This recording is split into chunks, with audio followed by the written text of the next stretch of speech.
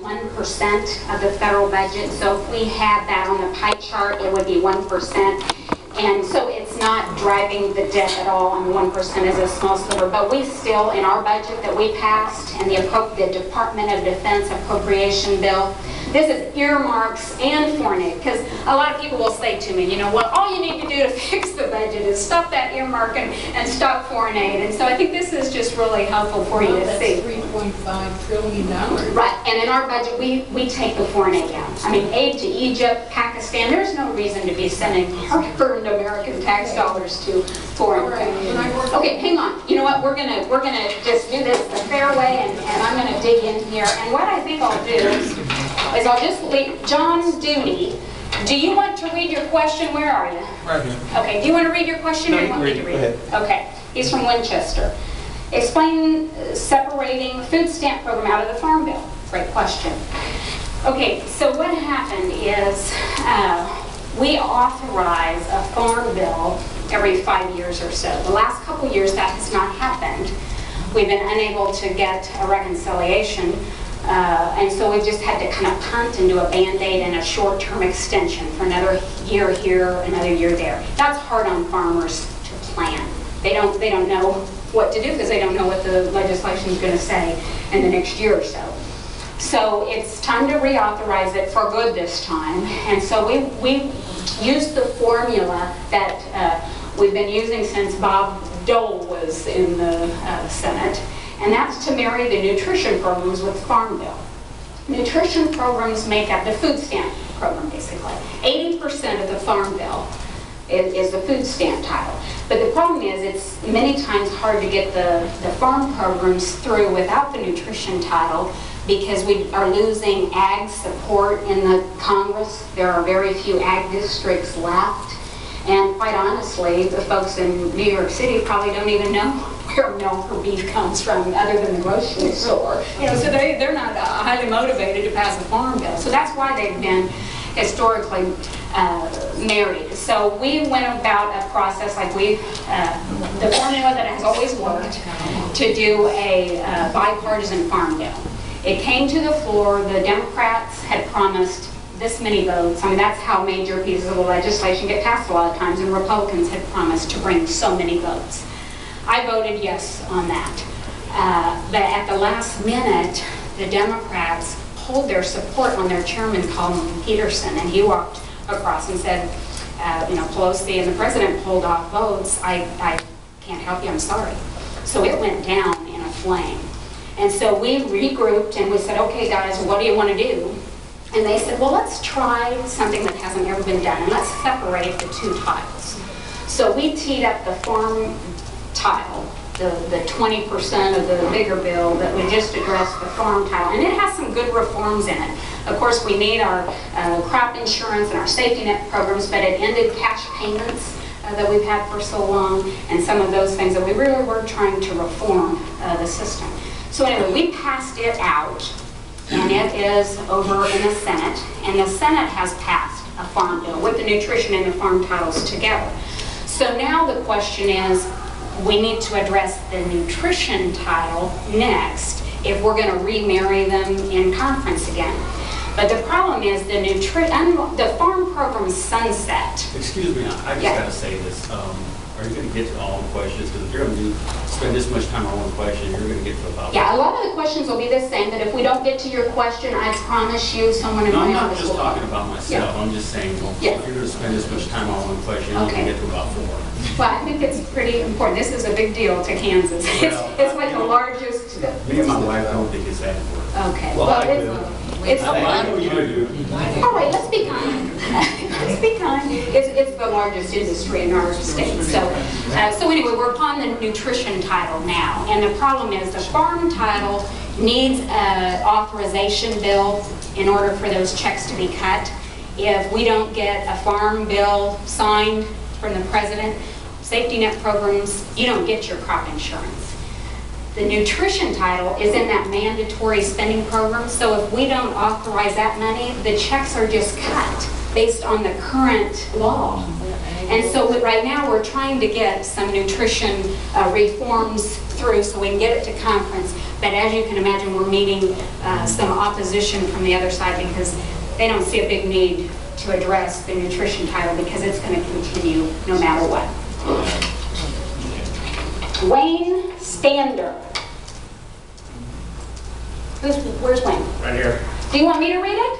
Which one do you have? I have two of them. Oh, well, no, we'll do this one then. Do we have a Republican alternative for the Affordable Care Act, and what is it? Yes. Great question. When the Affordable Care Act was passed, Republicans had an alternative bill. And what it did, it was 300 pages compared to the 2,800 pages that the Affordable Care Act was. And so obviously I voted no on the Affordable Care Act and voted for the alternative, which was 300 pages. What the alternative did was basically address the same hot button issues, allowing children that are 26 years old to stay on their parents' insurance, to allow states to set up pools for people with pre-existing conditions, so we addressed that need. But it also dealt with the cost factor. The medical malpractice issue was one of the cost containment issues that we had, opening up competition across the state line using the free market to drive down the cost. And today, Tom Price, a member of our Committee on Ways and Means, has an alternative bill. So, I think we'd be ready to go if we could just get it repealed. Eldon Clausen from Wakarusa. Eldon? Yeah. Yours was the farm bill. Did we cover that? Yeah. Okay.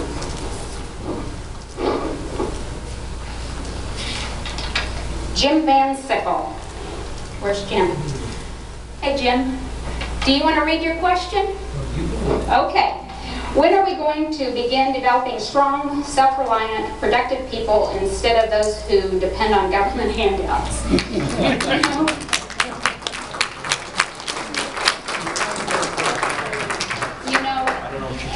Again, I think that's what we're trying to do with some of these reforms that we're getting in place, say on the nutrition title. We're not focused as much on how much money it's going to save the federal government as doing the right thing for the American people. And one of the reforms we had for the nutrition title was to ask able-bodied Americans who are getting food stamps to simply look for work, or if they can't find a job, to go get some additional skills or volunteer. And again, there are exceptions.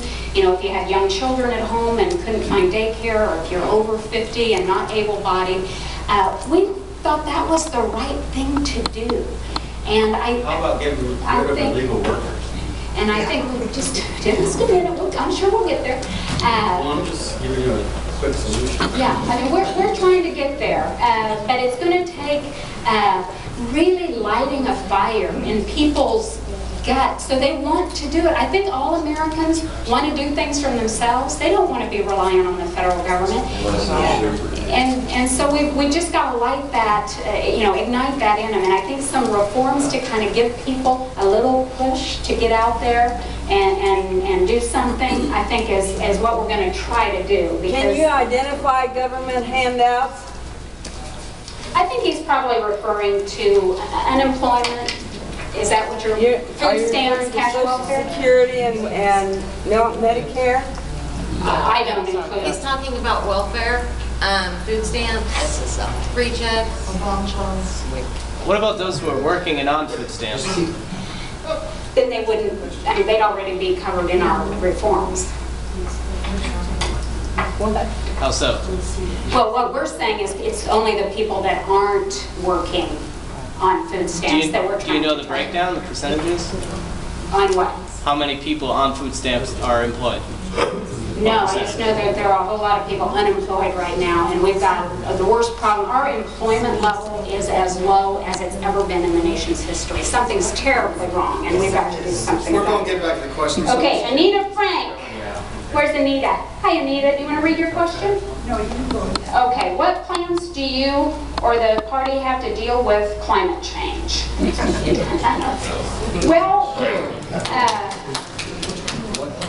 yeah, I don't think what Republicans are most opposed to is this administration using the EPA to go around the legislative process and implement policies. Amen. And that's just wrong. They have empowered the EPA and so what we're going to do is make sure that whatever we need to address comes through the legislative process and bubbles up and a bill is written and it's debated, and not let this administration trample on the democratic process.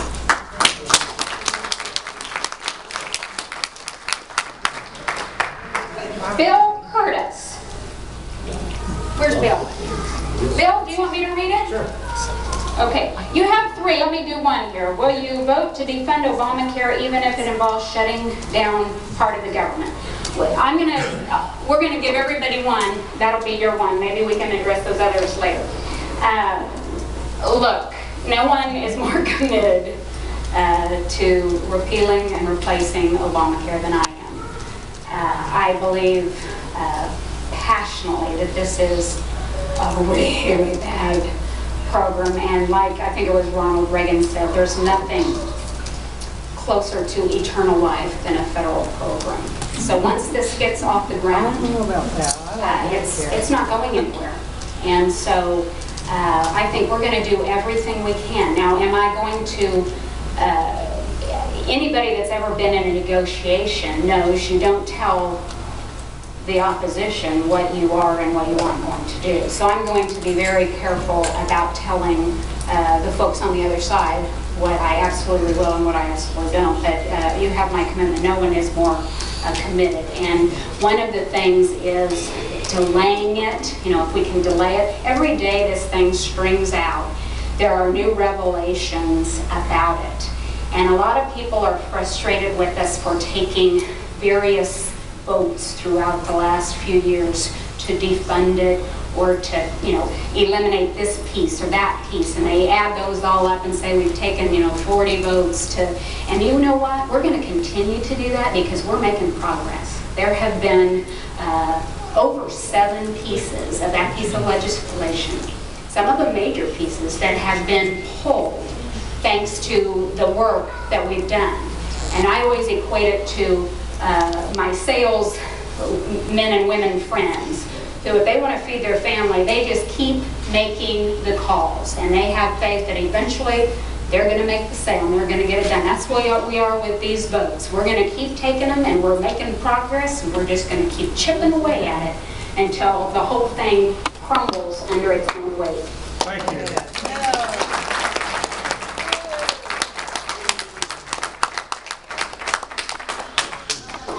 And you have a huge power, is to defund. And then you're going to get rid of this mammoth bill, because it's already passed, it's already in process. You have to go by what Senator Cruz is trying to do and defund it completely. And you don't have to just defund parts. You can defund the whole thing. The problem with that, she's got the next question anyway. The problem with that is most of Obamacare is the mandatory spending. It's already been passed. It was front-loaded in the legislation. And we can't. You can't no, Renee, you're wrong. You can't defund mandatory spending programs. You can't unless you repeal it. Those checks are just cut. Regardless of, you need to start an impeachment proceeding.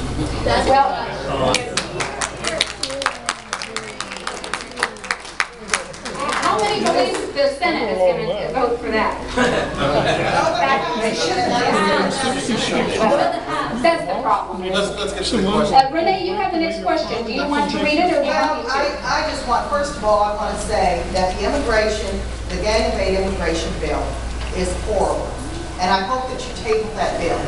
And any bill that you put forward in the House, the Speaker Boehner, now I understand he's going to put some kind of immigration bill forward, is not going to work because our immigration system is not broke. Our immigration system is fine. What is broken is the enforcement of that immigration system. Kind of immigration reform to allow legalization or pathway to citizenship or amnesty or whatever you want to call it. How many illegals you have Now, I am for immigration, don't get me wrong. If you do it the right way. If we have a Naturalization Act, Glenn, you need to go by that. It's not going to do any good to put forth any bill. It will go into the Senate Conference Committee, and they'll just tear it apart, put in there what they want. Is there a question in there? Well, let me address the issue of Close the illegal. borders and secure them. That's what we Well, what we can guarantee you is the House is not going to take up the Senate bill. The Speaker has said it. In fact, I would venture a guess they're not ever going to send it to us, ever. Good, thank you. Because it's got a blue slip problem. And what that means in Washington is all revenue-raising bills have to begin in our committee, House Ways and Means Committee. It's a revenue-raising bill. And so the minute it lands in the House, it gets blue slipped and sent back. And they have to fix it before it can get, so that bill really is dead. As we know, the Senate knows that. That's why they haven't sent it over. And when it does get sent over, if, I don't think it ever will, because they know that, just like we know that. Congress is it will dead. be blue slipped. And as you said, the House Judiciary Committee, Homeland Security Committee, they've been working on some bills. I know the first one will be the border security bill. I think most members of the House It's not being enforced now. I wouldn't agree. enforce anything going forward. Well, they don't trust this administration to enforce the border, and so that's what we address. Some kind of accountability or some kind of board that opens. That's exactly what they do. Because Chris Crane, who's head of ICE on the union side, I've been on conference calls with him, and he has been on national television.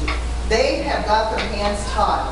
The Homeland Security is not allowing them, and they took an oath of office. They took an oath when they became ICE agents to honor our Constitution and our laws of the land. And the Homeland Security Office is not allowing them to do their job. And that's why we have a huge lawsuit right now. I think you'll be pleased with the House work on that border security. Coach John back. Boehner will sell us out. John Boehner will sell us out. Okay, no, we're going to address the questions and do this kind of in a fair manner. Kirk fast. Where's Kirk? Go ahead and read it. Read it. Okay. Do you support reinstating the Voting Rights Act, especially rewriting Section 4, which relates to pre-clearance for retained states and localities, in order that all citizens of the United States can feel and be confident that everyone can vote in all federal elections? You know, I'm not familiar enough with it to know what Section 4 says. I'm happy to... Section 4 is pre-clearance, the Voting Rights Act, I believe 1965. That's what the Supreme Court threw out back in June. Which Yeah, Supreme yeah, I'm Court aware of threw that. out one section, Section 4. Chief Justice Roberts, in his majority opinion, wrote that it could be, Congress could go and rewrite Section 4 to pass muster with the Supreme Court. Section 4 relates to specific states and certain localities that have had a historical pattern of disenfranchising largely black voters. So in order to, I mean, I think all of us here are fans of democracy. Yeah. You know, and democracy People vote. resides on our right to vote. So by denying certain states that right, without pre-clearing it through the courts that oversee voting rights, yeah, it's not fair. But by the same token, I think Justice Roberts meant that singling out certain states based on data from 50 years ago also wasn't fair. So it could be reinstated by rewriting Section 4. The obvious and easy solution is it should really apply to our entire country, because everyone should have a right to vote. Since we have had our Constitution, the first, of course, the Bill of Rights, the first 10 amendments, 1/4 of all the amendments since those first 10 have expanded our voting rights. You know, about, well, 50 years ago, they did the well, 4 years ago, they allowed 18-year-olds to vote. Now for 20. Okay, hey, how about I tell you this? I'm happy to look at it. My gut tells me that's probably not going anywhere this year in the House with all that we have to deal with. But I'll be happy to Well, I look do at think it. voting is fundamental for our democracy to function in a proper way. Okay, Gabriel Robles. Would you like to read it? Yeah, I guess. I don't remember what I wrote. Well, my writing arm is messed up. Why is the media and Congress pretending like they didn't know about the spy program before Snowden? And why are they pretending like they don't know Americans have been spied on? Me and my wife. Read it louder. Delaney, could you read it so we can hear it? Sure. Why is the media and Congress pretending like they don't know about the spy program before Snowden? Well, I will tell you, this issue at the NSA is just indicative of a government too big that's run amok. And I mean, the fact of the matter is, people at the IRS are not allowed to target people based on their political beliefs, nor are they allowed to share donor information and confidential information. And they did it. Right. NSA was not authorized to do many of the things that they did, and they did it anyway. Well, And so this is just a cancer within this administration and maybe others. I mean, one of the reasons I ran was I was just as frustrated with Republicans as I was Democrats when I ran.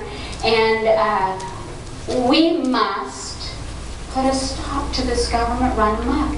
And I think this has gotten, now I think a lot of us believe that Snowden put Americans in danger. But it has also shined the light on that the NSA had overreached their authority. It happened to me and my wife in 2001. We caught them in 2001. We caught them. It was Okay. Verizon and Tower Service. I tape recorded them, and we gave everything, and we got documents from them, gave everything to the Department of Justice under John Ashcroft. Agent Dorsey wrote us back, said, we're not going to investigate it. So back, as far back as 2001. Yeah, see, that's what I mean. This is a long But the point I cancer. want to make is the media and Congress are pretending like it's never happened to an American.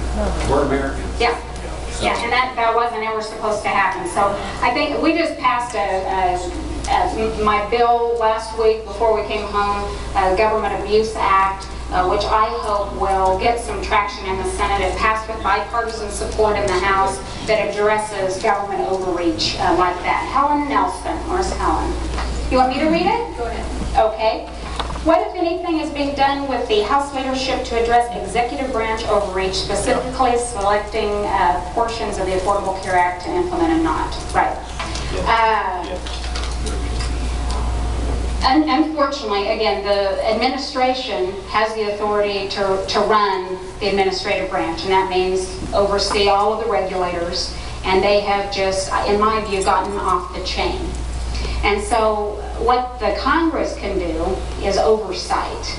With the absence of a Senate that would want to address many of these problems the way the House might, our hands, we really are powerless, other than oversight. So we've been doing, as you've heard from Chairman Issa, Chairman of the House Oversight Committee, done a lot of oversight just to, there's no disinfectant like sunlight. When you shine the light on some of these things that are happening, and again, like this IRS thing, that we have jurisdiction over that. We've been asking these questions, Secretary Schulman, for 2 years.